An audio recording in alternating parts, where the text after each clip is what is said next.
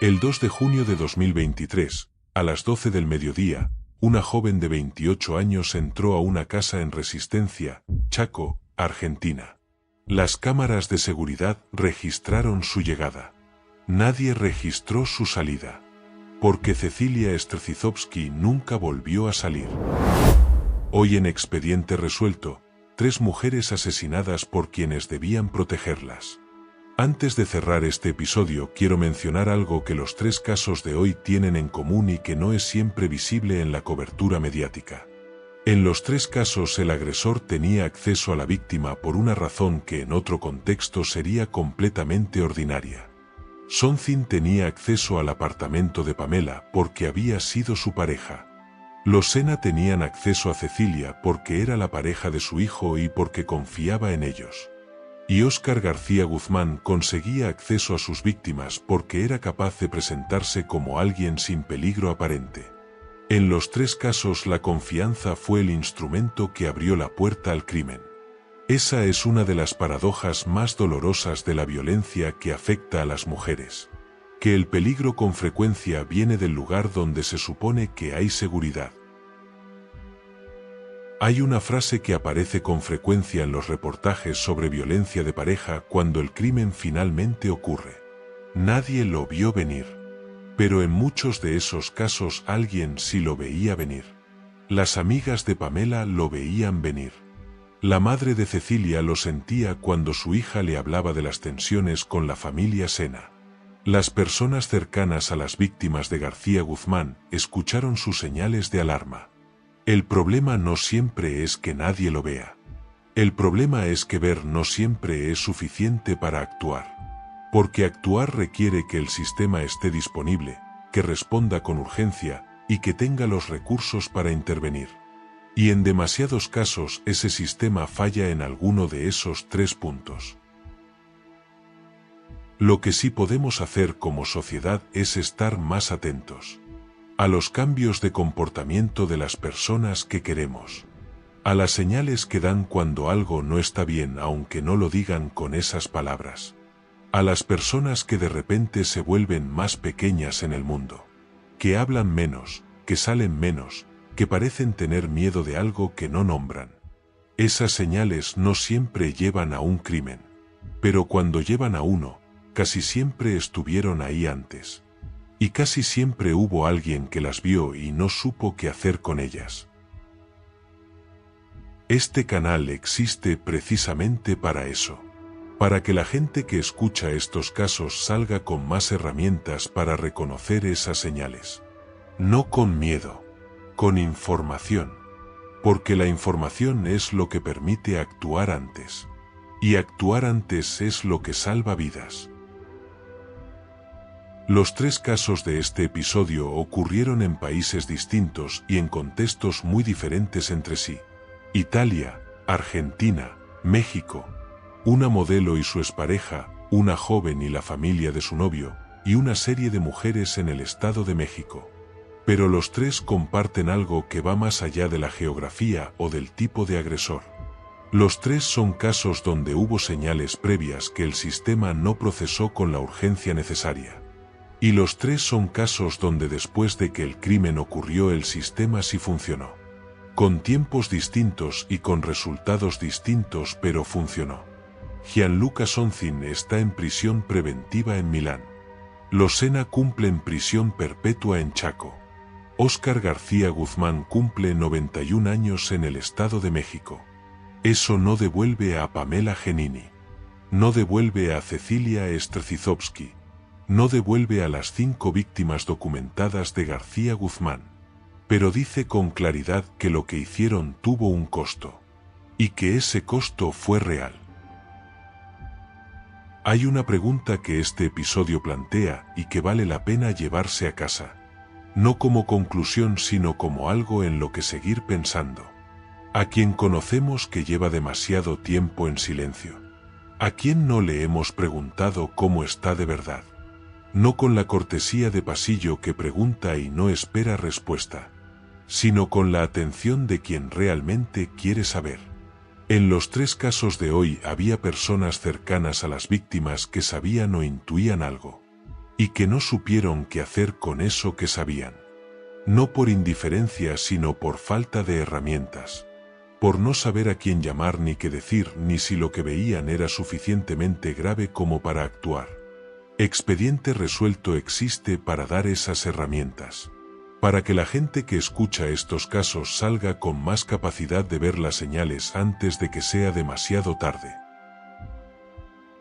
Hay 4 semanas publicando Expediente Resuelto.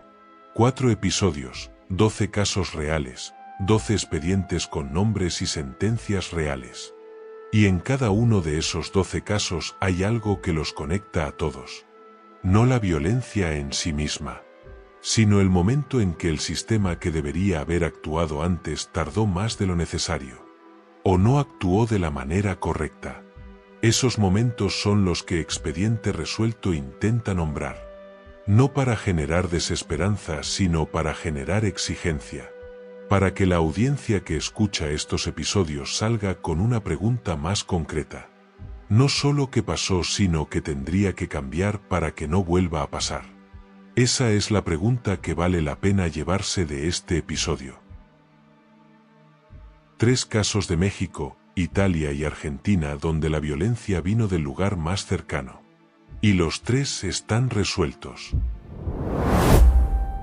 Bienvenido a Expediente Resuelto. Si es tu primer episodio, este canal existe para contarte la verdad sobre crímenes reales de México y Latinoamérica. Sin sensacionalismo, sin especulación. Solo los hechos, la investigación y la justicia. Cada episodio cubre 3 casos documentados, cerrados, con sentencia. Suscríbete y activa la campana para no perderte ninguno. Y si ya eres parte de la comunidad, déjame en los comentarios desde qué ciudad de México nos estás viendo. Empecemos. El 14 de octubre de 2025, cerca de las 10 de la noche, una mujer de 29 años fue asesinada en la terraza de su propio apartamento en Milán. 24 puñaladas. Mientras sus vecinos escuchaban los gritos desde los edificios de al lado. Mientras alguien llamaba a la policía.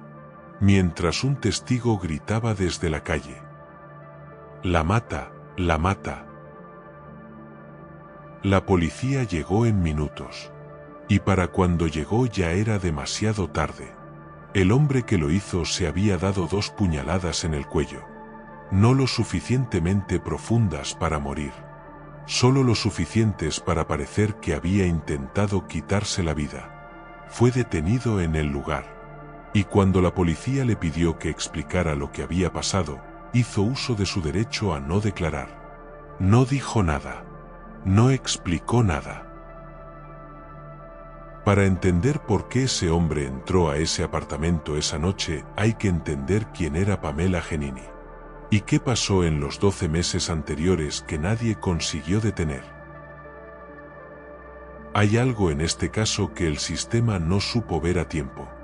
Lo vamos a revelar en unos minutos y cuando lo escuches vas a entender por qué este crimen pudo haberse evitado.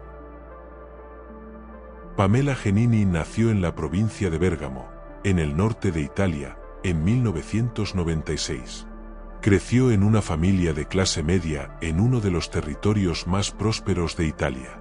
Desde muy joven supo que quería trabajar en el mundo de la imagen. A los 19 años participó en el reality show italiano El Isola di Adamo ed Eva.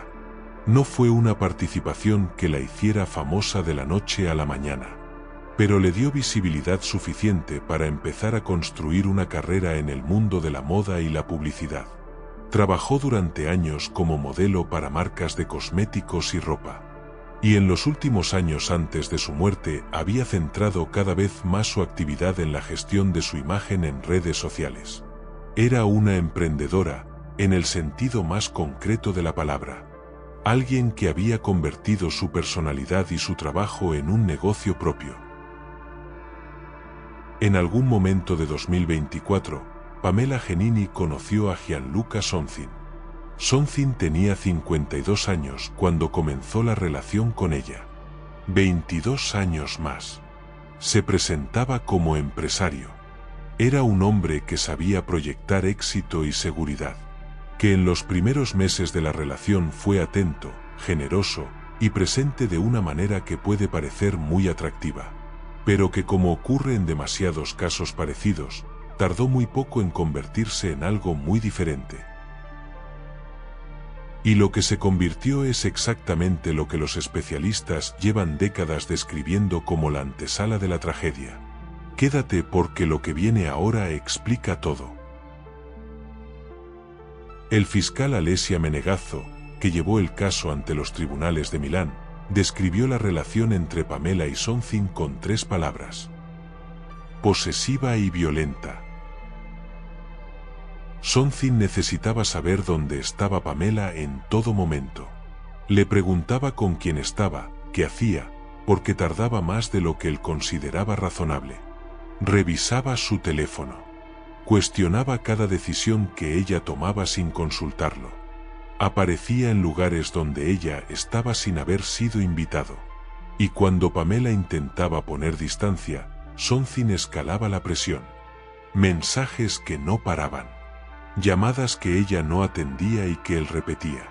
Presentaciones sorpresivas en su trabajo, en casa de sus amigas, en los lugares que ella frecuentaba. El patrón que los especialistas en violencia de género reconocen en decenas de casos que terminan en tragedia.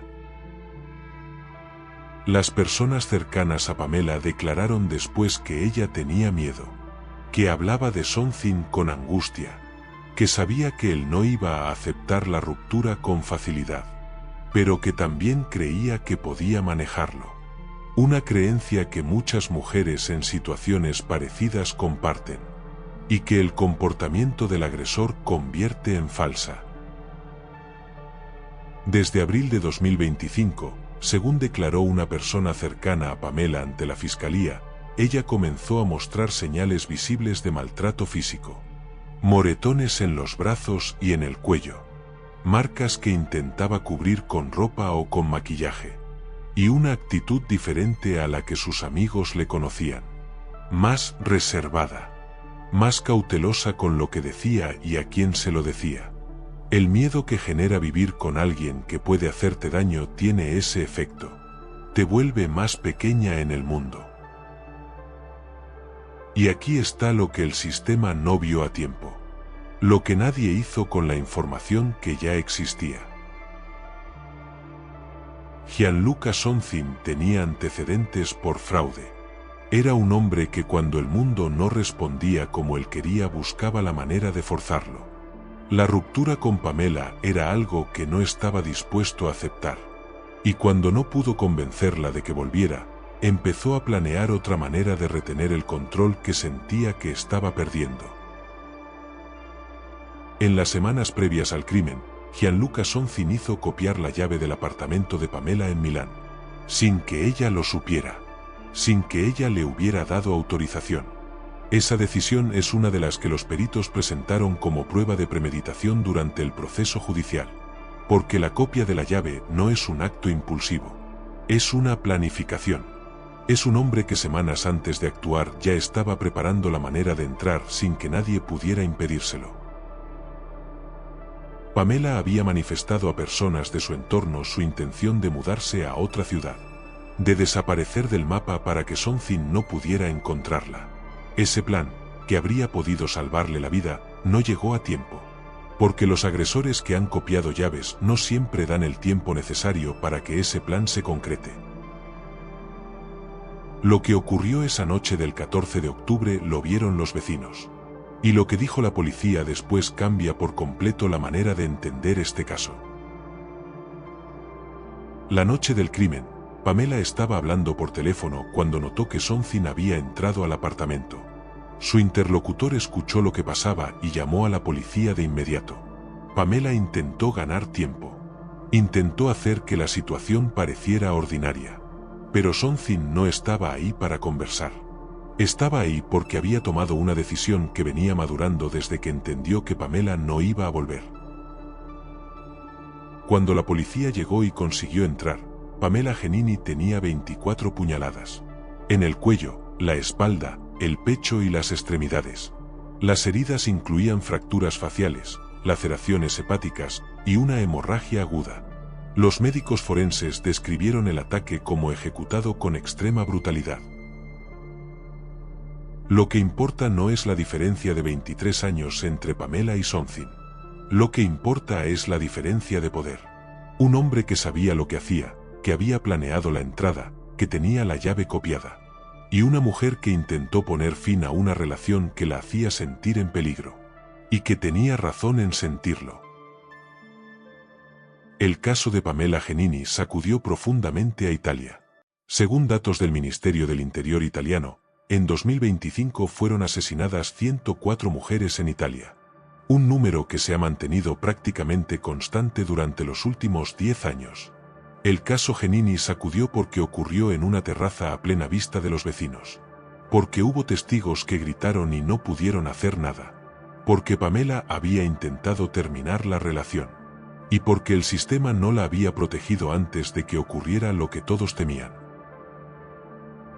¿Por qué Gianluca Something no tenía una orden de alejamiento? ¿Por qué nadie había actuado antes si el comportamiento de Something era conocido y documentado?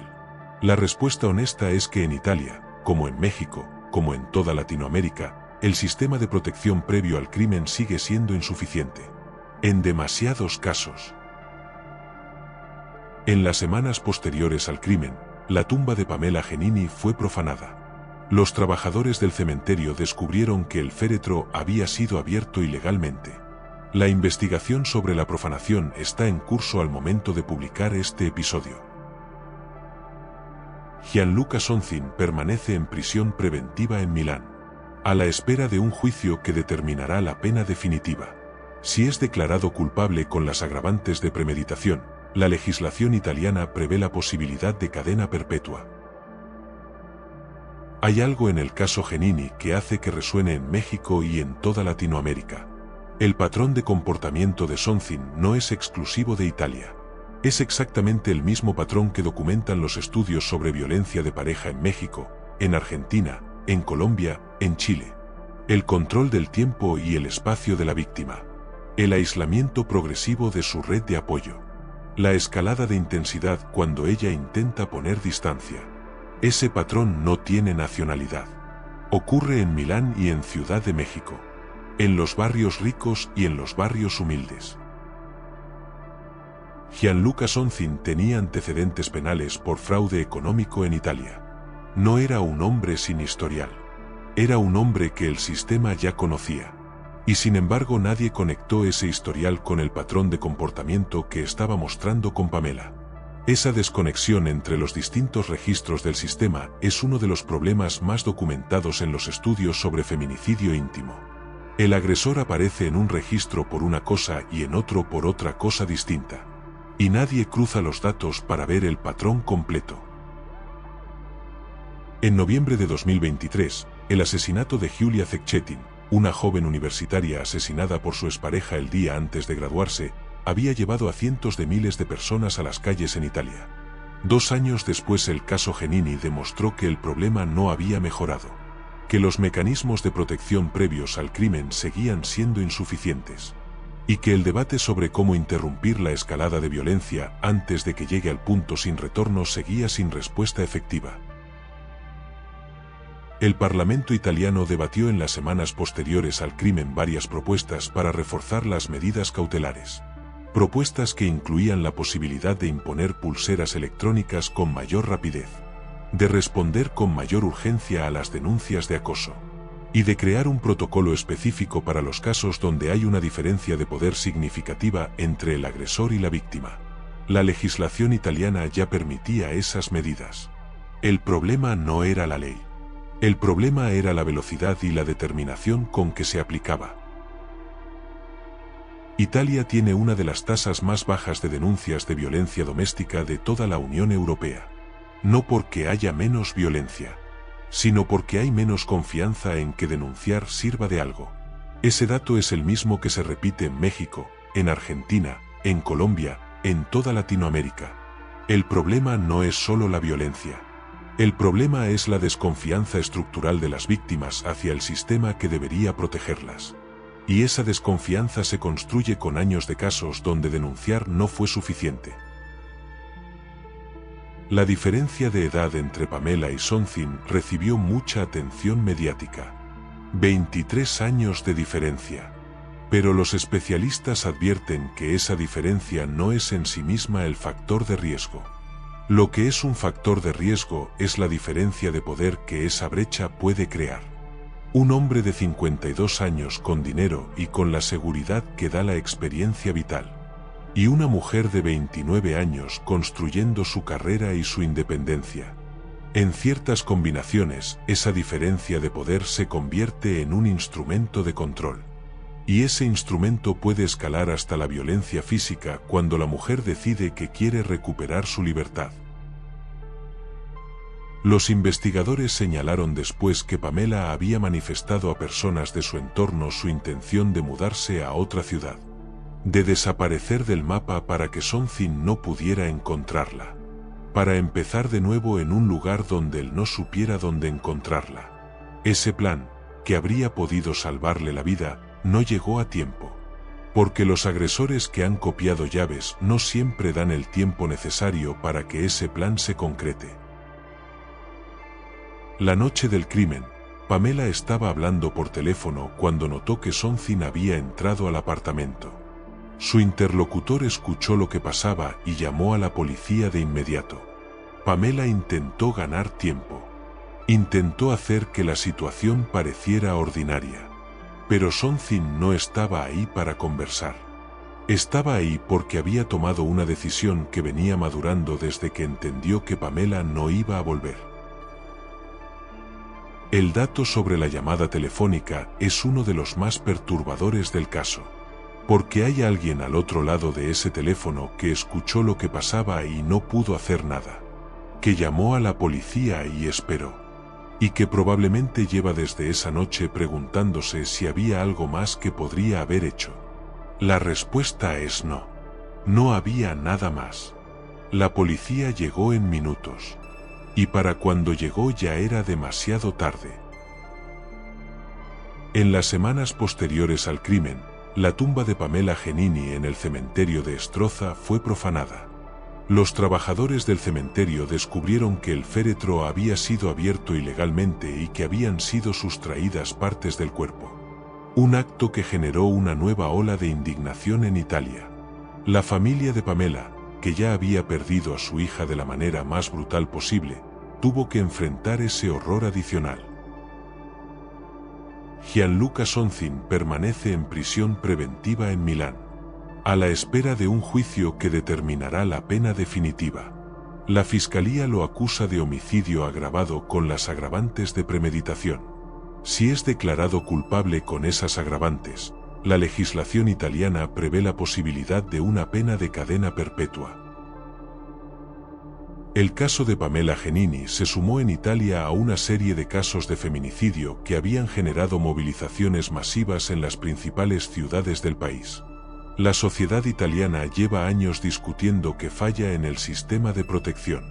¿Por qué hay mujeres que denuncian el acoso de sus exparejas y no reciben protección suficiente?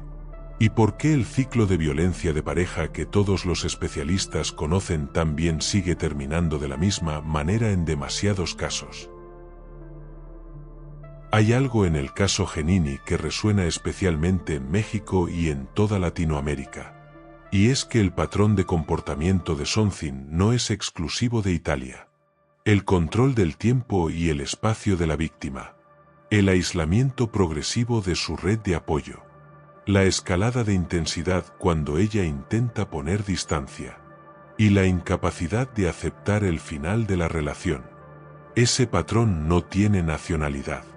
Ocurre en Milán y en Ciudad de México. En los barrios ricos y en los barrios humildes. Y el resultado cuando el sistema no interviene a tiempo es siempre el mismo. Pamela Genini trabajó hasta el final en construir la vida que quería.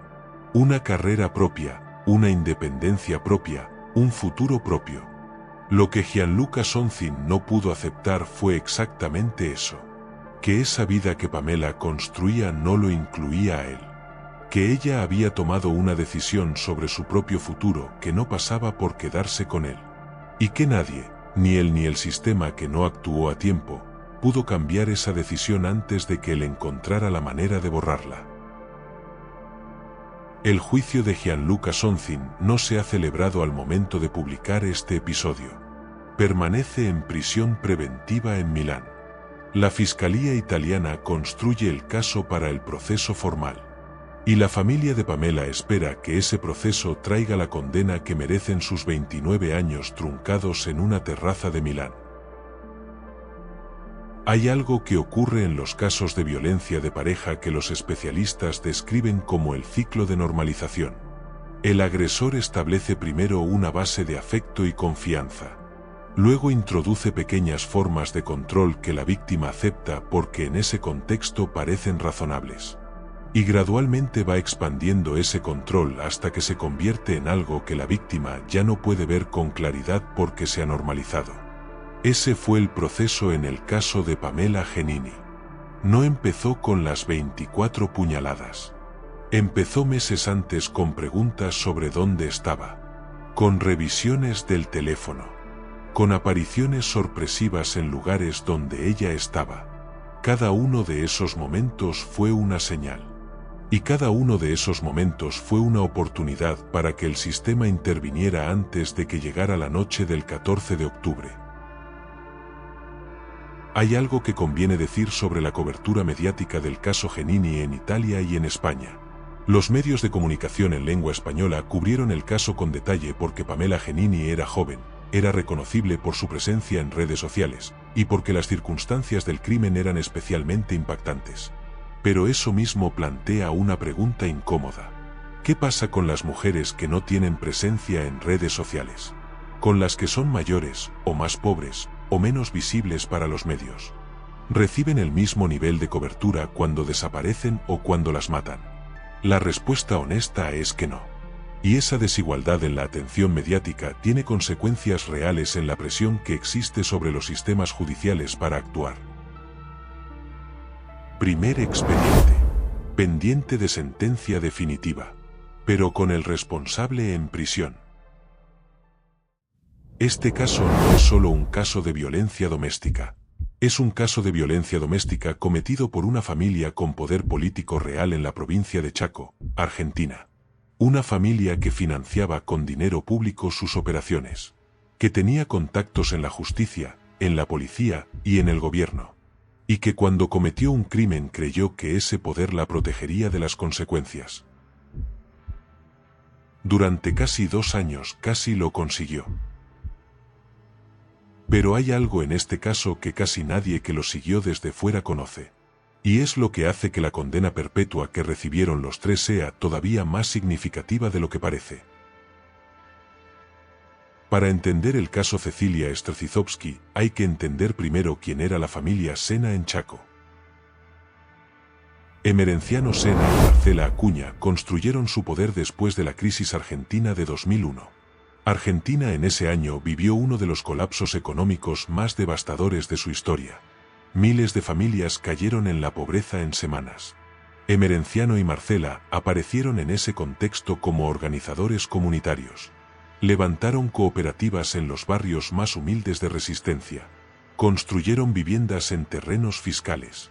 Organizaron comedores y centros de distribución de alimentos. Y con ese trabajo territorial construyeron una red de lealtades personales que con el tiempo se convirtió en poder político real.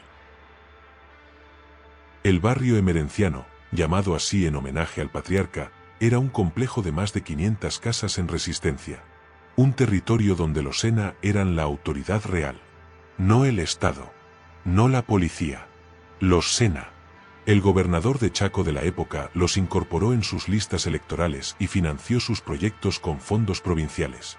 El fiscal que investigó el caso calcularía después que el matrimonio Sena había lavado más de 140 millones de pesos en transferencias verificadas por la justicia chaqueña. Pero en el momento del crimen, eran figuras respetadas del peronismo provincial, con contactos en la justicia, en la policía y en el gobierno. Personas que cuando cometieron un crimen tenían motivos concretos para pensar que podían cubrirlo. Y lo que hicieron con esa convicción es lo que convierte este caso en algo diferente a todo lo que hemos contado hasta ahora. Cecilia Strzelecki nació el 3 de agosto de 1994 en Barranqueras, Chaco. Tenía 28 años en junio de 2023. Era empleada administrativa en el Centro de Salud Emerenciano Sena. Sí, el mismo centro de salud que llevaba el nombre del hombre que después la mataría. Esa ironía cruel dice mucho sobre la dimensión del poder de la familia Sena en Chaco. Cecilia también manejaba una pequeña cafetería. Era una mujer trabajadora, con una vida construida con esfuerzo propio. En diciembre de 2021, Cecilia conoció a César Sena a través de Tinder. César era hijo de Emerenciano y Marcela. Tenía 19 años cuando comenzaron la relación. 9 años menor que ella. La relación avanzó con rapidez. Pero desde el principio la madre de César, Marcela Acuña, se opuso a Cecilia. No quería a esa mujer para su hijo. La oposición fue explícita y constante. Marcela Acuña ejercía un control férreo sobre su hijo. Y ese control incluía decidir con quién podía relacionarse. El 1 de junio de 2023, César pasó a buscar a Cecilia por su casa en Barranqueras. Pasaron la noche juntos en un hotel de Resistencia. Al día siguiente, el 2 de junio, fueron juntos a la vivienda familiar de Los Sena, en la calle Santa María de Oro 1460. La excusa era preparar un viaje a Ushuaia, en el extremo sur de Argentina. Marcela Acuña, según el relato construido para atraer a Cecilia, le había conseguido un trabajo en el sur. Los pasajes a Ushuaia nunca existieron. El trabajo nunca existió. Era una trampa. Y Cecilia, que confiaba en las personas con quienes vivía y a quienes quería, no lo sabía.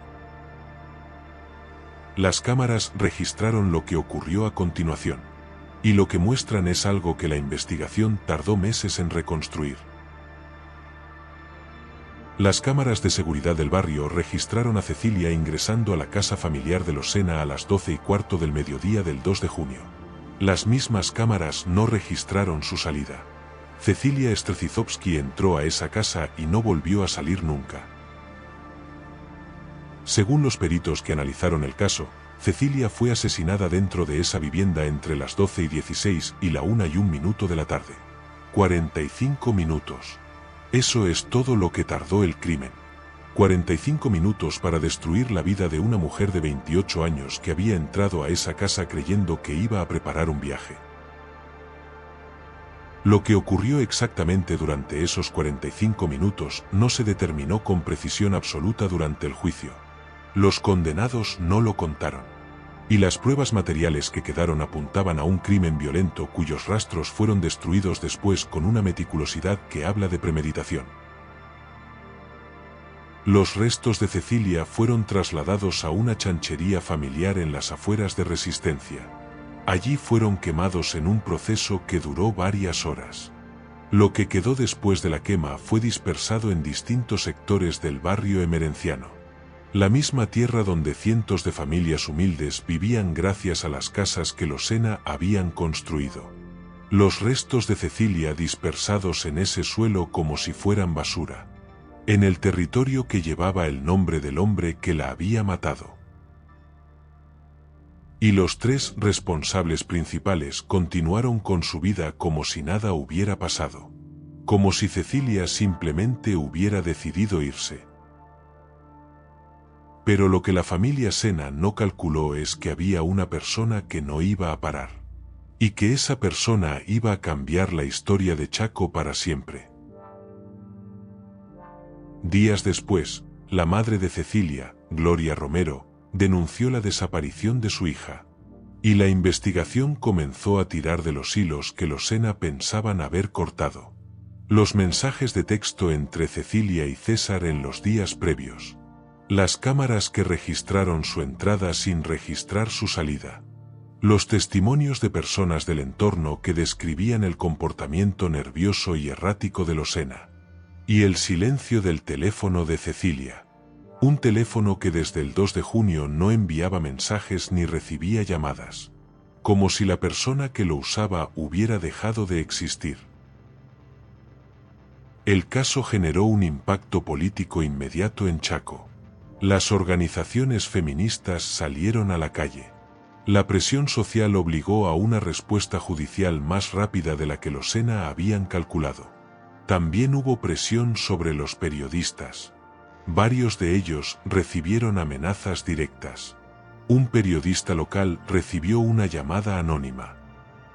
Deja de hacer ruido con el movimiento o la vas a pasar mal. El Foro de Periodismo Argentino denunció públicamente esas agresiones como un intento sistemático de silenciar la cobertura. No lo consiguieron. El impacto político fue devastador para los SENA.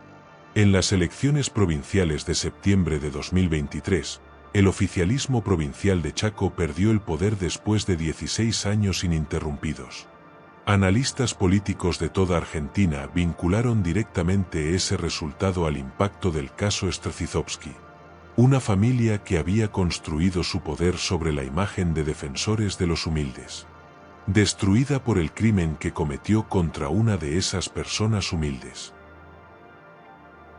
Y lo que ocurrió en ese tribunal de Chaco en noviembre de 2025 es algo que todavía resuena en Argentina.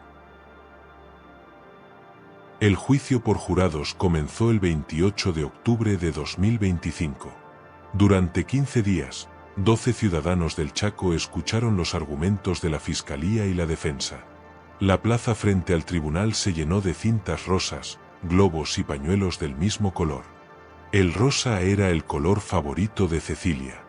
La gente llegaba con fotos de ella, con banderas que decían "El Chaco exige justicia". El 15 de noviembre de 2025, después de más de 10 horas de deliberación, el jurado popular anunció su veredicto. Culpables: César Sena, Emerenciano Sena y Marcela Acuña. Los tres culpables de homicidio doblemente agravado, por el vínculo y por haber ocurrido en un contexto de violencia de género. El veredicto fue unánime.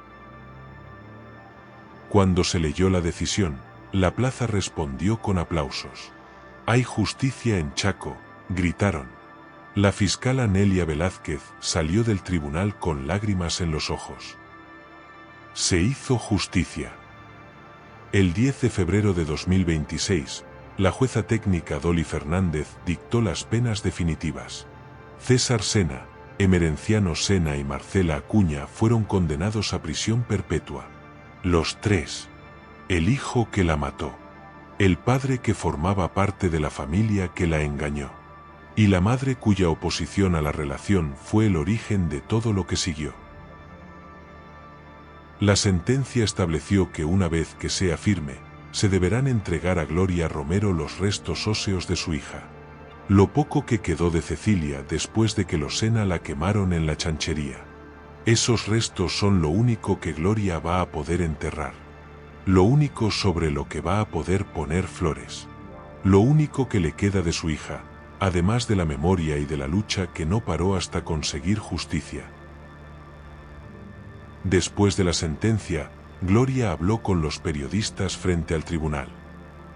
Siento que se hizo justicia y que por fin Cecilia descansa en paz. El caso Cecilia Strzelecki cambió para siempre la manera en que Argentina habla de la violencia de género cuando el agresor tiene poder. Porque el poder no protege a quien lo usa para cometer un crimen. O al menos no siempre.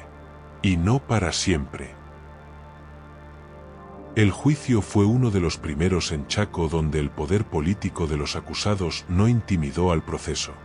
Donde 12 ciudadanos elegidos al azar dijeron culpable sin dejarse influir por el apellido. Ese resultado es también una declaración de que el poder político no da inmunidad.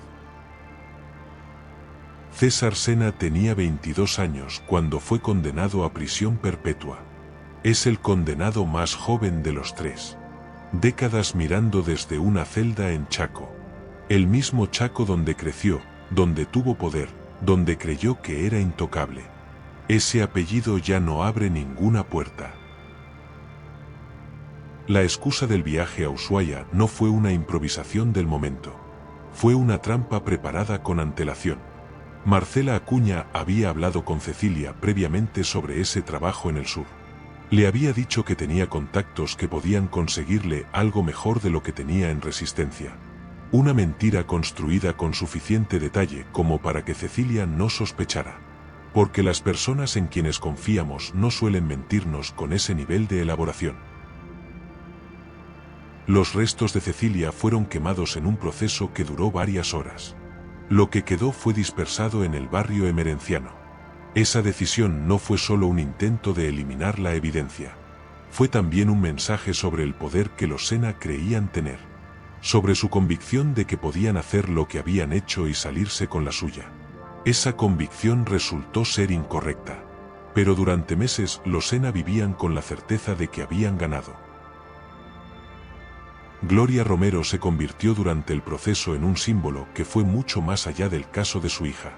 Se convirtió en el símbolo de todas las madres latinoamericanas que buscan a sus hijas desaparecidas, que llevan años yendo a comisarías, a fiscalías, a juzgados, que se encuentran con paredes de indiferencia o de burocracia que no se mueve con la urgencia que su dolor exige. Gloria Romero no paró un solo día. El certificado de defunción. Un documento oficial que certifica que una persona murió. Que Gloria Romero necesitó pelear durante casi 3 años para conseguir. Porque sin cuerpo, sin restos verificables, el sistema argentino no reconocía formalmente que Cecilia había muerto. Esa paradoja burocrática es una de las crueldades adicionales que enfrentan las familias de víctimas cuyos cuerpos fueron destruidos. En el barrio emerenciano, donde cientos de familias vivían en las casas que los Sena habían construido, el impacto fue complejo. Muchas de esas familias debían su techo directa o indirectamente a la actividad de los Sena. Y la caída del clan los dejó con sentimientos encontrados. Gratitud por lo que habían recibido. Y horror por lo que esas personas habían hecho. Las personas que hacen el bien en algunos contextos y el mal en otros no son personajes de película. Son personas reales que tienen que ser juzgadas por lo que hacen, no por lo que dicen ser. La lectura de las penas fue transmitida en directo por los canales oficiales de la justicia chaqueña. Los condenados escucharon que les imponían prisión perpetua a través de una pantalla. Sin posibilidad de gestos, sin posibilidad de mirar a los ojos a nadie. Solo la voz de la jueza Dolly Fernández, leyendo una sentencia que ponía fin a casi 3 años de proceso judicial. El caso también tuvo una dimensión que fue importante para la justicia argentina más allá del caso específico. Fue uno de los primeros juicios por jurados en Chaco donde el poder político de los acusados no intimidó al proceso. Donde los 12 ciudadanos elegidos al azar para juzgar el caso no se dejaron influir por el apellido de los acusados. Ni por sus contactos. Ni por las presiones que sin duda existieron durante los 15 días del juicio.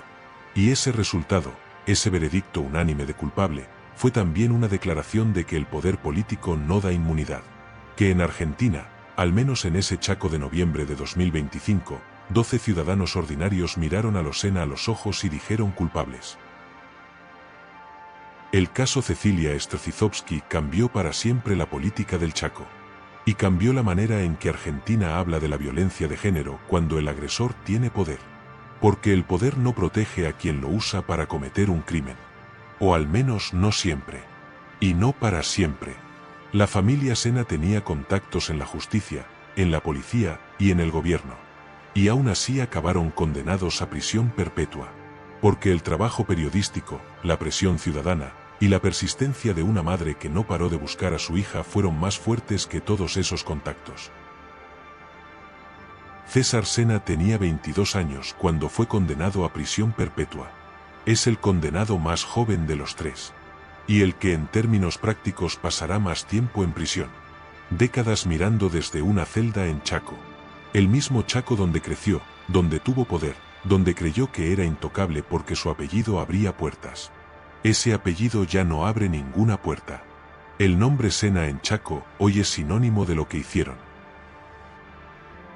Antes de cerrar el caso Strzelecki quiero mencionar algo que ocurrió en el barrio emerenciano después de las condenas. Muchas de las familias que vivían en las casas que los Sena habían construido procesaron la noticia con una mezcla de emociones que es difícil de describir. No todas ellas sabían lo que los Sena habían hecho. Muchas los conocían solo como los referentes comunitarios que les habían dado un techo cuando no tenían nada. Y la revelación de lo que esa familia era en realidad les obligó a revisitar todo lo que creían saber sobre las personas en quienes habían confiado. Esa es una de las dimensiones más humanas y más complejas de este caso. No todo el que se benefició del poder de los Sena fue cómplice de lo que hicieron. Y reconocer eso es importante para entender la escala real del daño que este crimen produjo. La condena no solo afectó a los 3 responsables directos. Afectó a toda una comunidad que había construido su identidad colectiva alrededor del nombre de una familia que resultó ser capaz de matar. Lo que el caso Strzelecki también demostró es algo que en Latinoamérica a veces se olvida: que el periodismo independiente y la presión ciudadana sostenida son herramientas reales, no solo simbólicas. Cuando los periodistas recibieron amenazas, siguieron trabajando. Cuando los fiscales recibieron presiones, siguieron investigando. Y cuando el jurado se sentó a deliberar, lo hizo sin que el apellido Sena pudiera imponerse sobre la evidencia. Ese resultado es tan importante como la condena misma, porque dice que el poder puede ser derrotado cuando hay personas que no se rinden. El caso Strzelecki tuvo también un impacto que se extendió más allá de Argentina. En México, en Colombia, en Chile, periodistas y activistas que cubren casos de violencia de género con implicaciones políticas citaron el caso de Chaco como referencia, como demostración de que cuando hay presión ciudadana sostenida y periodismo independiente el sistema puede responder. No siempre. No con la rapidez que merecen las víctimas. Pero puede responder. Y esa demostración tiene un valor que va mucho más allá del caso en sí. Porque les dice a los familiares que buscan justicia en otros países que no están solos. Que el sistema puede ser movido cuando no se para de empujarlo. Hay un último elemento del caso Strzelecki que merece mención antes de cerrar. La familia de Cecilia pidió durante el juicio que se reconociera formalmente a Cecilia como víctima de femicidio íntimo. No solo como víctima de homicidio. Esa distinción importa porque el femicidio íntimo tiene un tratamiento jurídico diferente en Argentina. Y porque reconocer el carácter específicamente de género de este crimen es parte de lo que la justicia le debe a Cecilia. El tribunal lo reconoció en su sentencia. Homicidio doblemente agravado, por el vínculo y por haber ocurrido en un contexto de violencia de género. Esa frase en la sentencia no es un detalle técnico. Es una declaración de que lo que le pasó a Cecilia no fue un accidente ni una tragedia inevitable. Fue un crimen cometido contra ella por razón de su género. Y que el sistema argentino lo reconoció como tal. Segundo expediente cerrado. En el Estado de México, a pocos kilómetros de donde millones de personas viven y trabajan cada día, un hombre recibió en total 91 años de condena, por el asesinato de al menos 5 mujeres. 5 mujeres que murieron entre 2012 y 2019. Mientras ese hombre estudiaba psicología, enseñaba Krav Maga y cuidaba a sus animales. Como si nada. Ese hombre se llama Óscar García Guzmán. Y lo que hace que este caso sea diferente a la mayoría no es solo la brutalidad de los crímenes. Es cuánto tiempo tardó el sistema en detenerlo. ¿Y por qué? Pero hay algo más perturbador todavía en este caso. Algo que los medios raramente mencionan. Lo vamos a revelar en unos minutos, y cuando lo escuches vas a entender por qué este hombre pudo matar durante más de 7 años sin que nadie lo detuviera. Óscar García Guzmán nació en el Estado de México en los años 90. Creció en un entorno familiar marcado por la violencia. Su padre, según sus propias declaraciones muchos años después, ejerció violencia sobre su madre y sobre él cuando era pequeño. Lo que sí declaró Óscar García Guzmán ante las autoridades, con una calma que perturbó a todos los que lo escucharon, es que desde joven le atrajo la idea de matar. Una declaración que no hizo con angustia ni con remordimiento. La hizo con la misma naturalidad con que se describe una afición. A los 16 años, Óscar García Guzmán mató a su padre. En una llamada telefónica con su madre desde prisión en enero de 2020, años después de su captura, lo reconoció. Y la Fiscalía del Estado de México confirmó formalmente su responsabilidad en esa muerte. Mató a su padre cuando tenía 16 años. Y siguió con su vida. Sin que nadie supiera. Sin que nadie lo investigara. Y lo que hizo después es lo que ningún vecino, ningún compañero de universidad, ningún alumno de Krav Maga podía imaginar. Óscar García Guzmán estudiaba psicología en una universidad local. Practicaba Krav Maga, una disciplina de combate de origen israelí, con tanta dedicación que llegó a ser instructor. Vivía solo en un departamento en el Estado de México. Los vecinos lo describían siempre de la misma manera. Tranquilo, que nunca hablaba con nadie, siempre vestido de negro. Un hombre sin presencia social visible. Tenía perros y un gato. Y cuando fue detenido, uno de los comportamientos que más desconcertó a los investigadores fue su preocupación constante por sus animales. Un hombre que podía describir el asesinato de 5 personas con calma absoluta, pero que se angustiaba visiblemente cuando preguntaba si alguien estaba cuidando a sus perros. Esa contradicción es una de las características que los perfiladores criminales señalan en ciertos tipos de agresores. La capacidad de compartimentar, de separar categorías de seres vivientes según una lógica interna que nadie más entiende. El 10 de septiembre de 2012, Óscar García Guzmán vio en una preparatoria de Otzolotepec a una joven a quien la documentación judicial identifica únicamente como Mónica. Comenzó a seguirla. Aprendió sus rutas y sus horarios. Y ese mismo día llegó hasta su casa. Dentro estaba el padre de Mónica, identificado en la documentación como Tomás.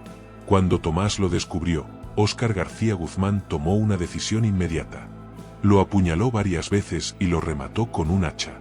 Luego esperó a que llegara Mónica, con los restos de su padre todavía en la casa. Cuando ella llegó, la sometió usando sus habilidades en Krav Maga y la llevó a su domicilio en Villa Santín.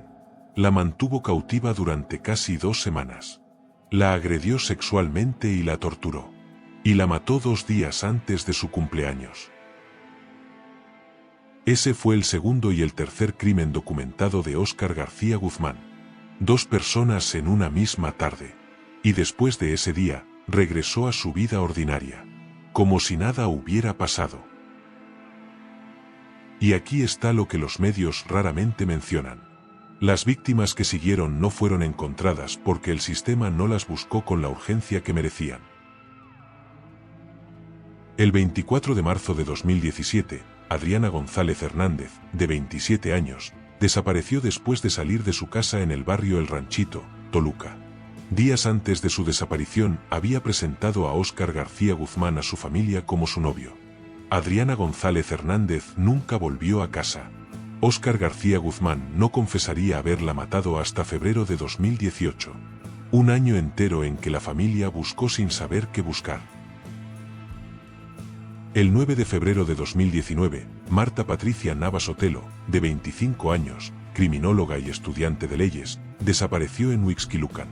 En los meses previos a su desaparición, Patti, como la llamaban sus familiares, les había dicho en varias ocasiones que sentía que alguien la seguía. Que había visto una camioneta negra apareciendo demasiado frecuentemente en los lugares que ella frecuentaba. Cerca de su casa. Cerca de su universidad. Esas alertas no llegaron a tiempo a quienes podían actuar. Y Marta Patricia Navas Sotelo desapareció. El 30 de octubre de 2019, la policía llegó a su domicilio. Y lo que encontró dentro cambió todo. Cuando la policía encontró el cuerpo estrangulado de Jessica, una joven que había sido asesinada en horas previas. Era la 5ª víctima documentada. El hombre que estudiaba psicología. El hombre que enseñaba Krav Maga.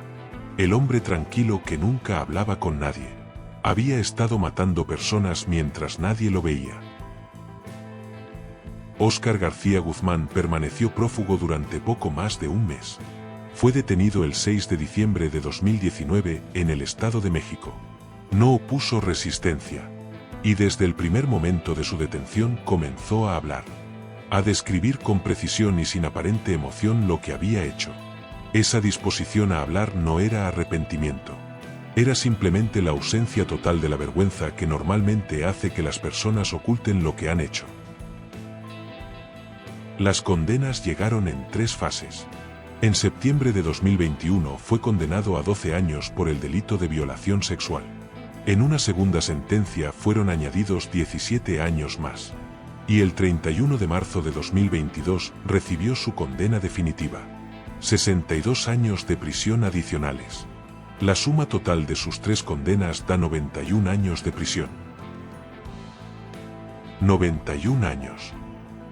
Para un hombre que comenzó a matar a los 16. Y que durante más de 7 años siguió haciéndolo mientras estudiaba y vivía su vida ordinaria. El caso de Óscar García Guzmán expone algo que los medios mexicanos no siempre abordan con la profundidad que merece. La dimensión de las víctimas que nadie buscó con la urgencia suficiente. El caso de Marta Patricia es especialmente perturbador. Porque ella había hecho exactamente lo que el sistema dice que hay que hacer. Había comunicado su miedo a sus familiares. Había descrito el comportamiento que la alarmaba. Había dado suficiente información como para que alguien pudiera investigar. Y sin embargo no fue suficiente para protegerla. Hay una investigación del Centro Nacional de Análisis de Información Criminal que encontró que en el 82% de los casos de mujeres asesinadas en el Estado de México, la víctima había dado algún tipo de señal de alarma en los días o semanas previas. 82%. Ese número dice que el problema no es la ausencia de información. Es lo que el sistema hace con esa información cuando la recibe. Óscar García Guzmán cumple sus condenas en un centro penitenciario del Estado de México. 91 años de prisión. Un número que en términos prácticos significa que no saldrá en vida. El caso de Óscar García Guzmán tiene una dimensión que la prensa mexicana no siempre aborda con la profundidad que merece. Y es la dimensión de las víctimas que nadie buscó con la urgencia suficiente. Mónica y Tomás desaparecieron en 2012 y su caso no se resolvió durante años. Adriana González Hernández fue reportada como desaparecida y el proceso fue lento. Marta Patricia Navas Otelo había dado señales de alarma durante meses antes de desaparecer. Y el sistema no consiguió conectar esas señales con la persona que las causaba. Las aficiones y los estudios de Óscar García Guzmán plantean una pregunta que los criminólogos llevan décadas debatiendo. ¿Hay señales de alerta que el entorno de una persona puede detectar antes de que cometa su primer crimen? Y si esas señales existen, ¿tiene el sistema mexicano la capacidad y los recursos para actuar sobre ellas? La respuesta honesta es que no siempre. Que el sistema de salud mental, el sistema educativo y el sistema judicial no están suficientemente integrados como para responder a ese tipo de señales antes de que se conviertan en tragedias. El proceso judicial tuvo una particularidad que vale la pena mencionar. Las 3 condenas se dictaron en momentos diferentes porque las investigaciones avanzaron de manera progresiva. A medida que los investigadores revisaban más evidencia, encontraban más crímenes. Ese proceso incremental tiene un costo para las familias de las víctimas, porque significa que el proceso judicial nunca cierra del todo de una sola vez, que siempre hay una nueva audiencia, un nuevo peritaje, una nueva espera. Hay una dimensión del caso que habla directamente al miedo que sienten muchas personas en México. El miedo a que el peligro no venga de lugares obvios sino de personas ordinarias, de vecinos que nunca saludan. De personas que han aprendido a existir en el mundo sin despertar sospechas. García Guzmán era uno de esos. Un hombre invisible en su entorno que pasó años cometiendo crímenes mientras nadie en su vida cotidiana tenía la menor idea. La respuesta a ese miedo no es la desconfianza sistemática hacia todo el mundo. Es algo más concreto y más accionable. Es tomar en serio las señales de alarma cuando aparecen. Las que dan las víctimas sobre personas que las hacen sentir en peligro. Y es construir sistemas que respondan a esas señales con urgencia. No días después. No semanas después. Sino en el momento en que alguien pide ayuda. La Fiscalía del Estado de México hizo un trabajo notable en la fase de investigación posterior a la captura, donde construyó un expediente que conectó crímenes que habían ocurrido en distintos momentos y distintos lugares, y que permitió presentar ante los jueces un perfil completo de la actividad criminal del acusado a lo largo de más de 7 años. Ese trabajo es fundamental cuando se trata de casos de agresores con múltiples víctimas, porque cada caso que se suma da más contexto sobre el patrón de comportamiento y más herramientas para construir una condena proporcional a la magnitud real de los crímenes cometidos. Sus 5 víctimas documentadas tienen una respuesta judicial. No toda la respuesta que sus familias quisieran, pero una respuesta. El caso de Marta Patricia Nava Sotelo es especialmente perturbador en ese sentido, porque ella había hecho exactamente lo que el sistema dice que hay que hacer. Había comunicado su miedo a sus familiares. Había descrito el comportamiento que la alarmaba. Había dado suficiente información como para que alguien pudiera investigar. Y sin embargo no fue suficiente para protegerla. Las alertas tempranas de las víctimas son uno de los elementos más estudiados en la criminología contemporánea, y uno de los más consistentemente ignorados por los sistemas de protección en México y en toda Latinoamérica. Hay una investigación del Centro Nacional de Análisis de Información Criminal que encontró que en el 82% de los casos la víctima había dado algún tipo de señal de alarma en los días o semanas previas. 82%. Ese número dice que el problema no es la ausencia de información. Es lo que el sistema hace con esa información cuando la recibe. Las familias de las 5 víctimas documentadas de Óscar García Guzmán recibieron respuestas judiciales distintas según el momento en que ocurrió cada crimen y el grado de evidencia disponible. Algunos pudieron hacer el duelo con la certeza de que el responsable fue identificado y condenado. Otros tuvieron que construir ese duelo con menos claridad. Esa desigualdad dentro de la misma tragedia es otro de los elementos que el sistema de justicia mexicano todavía no resuelve de manera satisfactoria. Óscar García Guzmán tendrá más de 80 años si algún día cumpliera la condena completa. En la práctica las condenas acumuladas hacen prácticamente imposible que salga. El caso de Óscar García Guzmán tiene también una dimensión que conecta con México de una manera que va más allá del Estado de México. México tiene miles de casos de mujeres desaparecidas que no han sido resueltos. Muchos de esos casos tienen en común que la víctima había dado señales de alarma antes de desaparecer, y que esas señales no fueron procesadas con la urgencia que merecían. El caso de García Guzmán no es una excepción a ese patrón. Es la ilustración más extrema de lo que puede pasar cuando ese patrón se repite durante años. La Suprema Corte de Justicia de la Nación consideró este caso tan representativo de la crisis de violencia de género en México que en junio de 2022 estrenó una miniserie documental sobre él, titulada Caníbal, Indignación Total. Una decisión inusual para el máximo tribunal del país. Y una señal de que este caso tocó algo que el sistema jurídico mexicano decidió que no podía ignorar. Lo que el caso del monstruo de Toluca expone con una brutalidad que no admite interpretaciones suaves es la dimensión del problema de las mujeres desaparecidas en México. Miles de mujeres desaparecen cada año. Una fracción de esas desapariciones se investiga con la urgencia que merecen. Una fracción menor llega a algún tipo de resolución. Y una fracción aún más pequeña permite identificar a un responsable. El caso de Óscar García Guzmán es el extremo más perturbador de ese espectro. Un hombre que mató a 5 mujeres durante más de 7 años en casas normales de municipios normales del Estado de México. Sin que nadie lo supiera. Sin que nadie lo buscara. Hasta que los investigadores entraron a su domicilio y encontraron el cuerpo de Jessica. Óscar García Guzmán comenzó a matar a los 16 años. Y durante más de 7 años después siguió haciéndolo mientras construía la apariencia de una vida ordinaria. Lo que ese recorrido dice sobre el sistema no es que el sistema es inútil. Es que el sistema tiene puntos ciegos que los agresores inteligentes aprenden a explotar. García Guzmán estudió psicología. Sabía cómo funciona la investigación criminal. Sabía qué evidencias buscan los investigadores. Y usó ese conocimiento para operar durante años sin ser detectado. Eso es un problema sistémico que no tiene solución simple, pero que sí tiene respuesta cuando las señales de alarma de las víctimas se toman en serio, y cuando los sistemas de registro de personas desaparecidas funcionan con la urgencia que cada caso merece. El caso de Óscar García Guzmán generó en el Estado de México un debate sobre el sistema de registro de personas desaparecidas.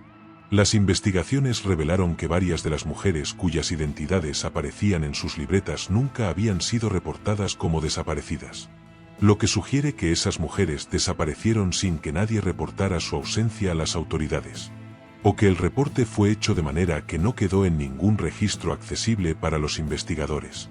Cualquiera de las dos opciones dice algo sobre el sistema de protección que existe, o no existe, para las mujeres más vulnerables. No todas las desapariciones llegan a los sistemas de registro con la misma urgencia. No todas reciben el mismo seguimiento. Y esa desigualdad tiene un costo que casos como el de García Guzmán documentan con una brutalidad que no admite evasión. Tercer expediente cerrado. 3 casos, 3 países, 3 formas distintas de violencia contra mujeres. Pamela Genini murió en Milán a manos de un hombre que se creía con derecho a su vida y a su cuerpo porque habían estado en pareja. Cecilia Strzelecki murió en resistencia a manos de una familia que pensó que su poder político la protegería de las consecuencias.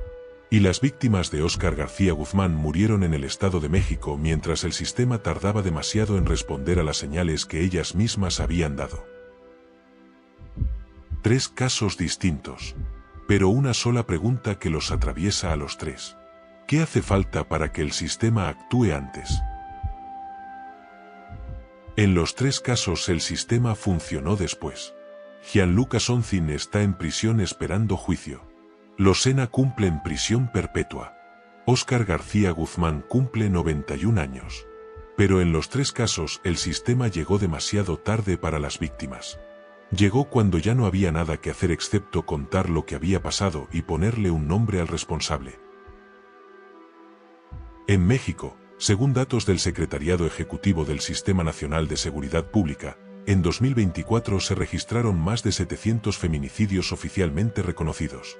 Las organizaciones señalan que las cifras reales podrían ser el doble. El doble.